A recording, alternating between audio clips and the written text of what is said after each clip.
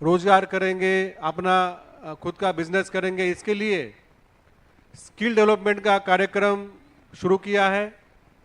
Skill development के लिए भारत सरकार का प्रधानमंत्री कौशल विकास कार्यक्रम एवं राज्य सरकार का मुख्यमंत्री दक्षता उन्नयन प्रकल्प, ये दो स्कीम के तहत हम लोग काम करते हैं।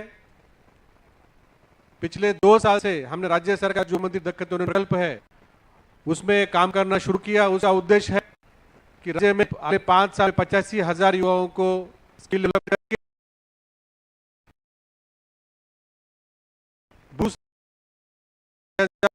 परिवार है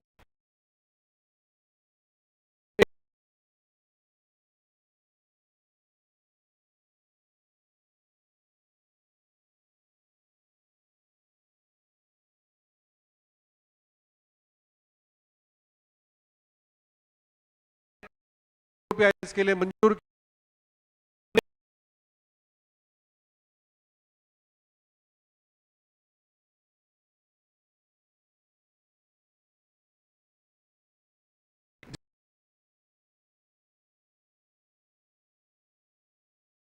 ट्रेनिंग किया 15 दिन का ये ट्रेनिंग रहा। ट्रेनिंग किया 15 दिन का ये ट्रेनिंग रहा। फिर उसके बाद फिर टूल किट भी आज दिया जाएगा। तो मुझे आशा है कि ये टूल यूज करके आप अच्छा रोजगार करेंगे।